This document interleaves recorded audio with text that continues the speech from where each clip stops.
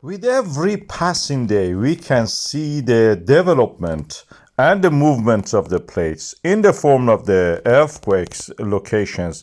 For example, this one was in the Reconquista, and the earthquakes were up to magnitude 3 in the Richter scale. You could see also some of it in the ocean.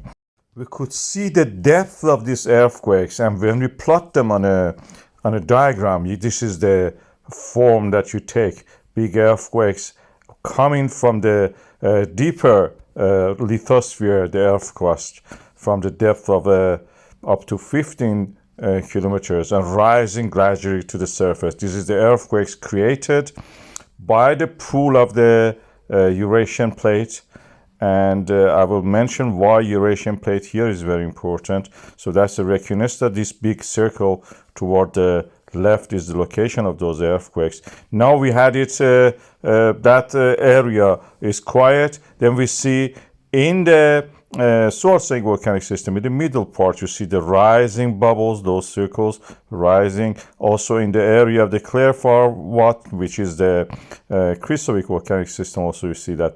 These are all, when we plot them, again, you can see the movements along the plate. This is all inside the Eurasian plate. Most important in the Icelandic setting is the Eurasian plate. And when we plot them, we see that sometimes it's quiet, but these quiet earthquakes, these smaller earthquakes, are due to the movement of the magma. The bigger ones, the bigger circles, are the tectonic cracks, fractures forming, and the smaller ones are the magma, which is actually following ahead of it when these things happen. And the earthquakes actually, as I mentioned, is like a shaking of a ketchup. It makes it possible to flow. So we plot these earthquakes, and we see that the pull is toward the Eurasia, from the Eurasia. That is a plate boundary. Eurasia is one of the biggest plates on the planet Earth, probably second to African plate.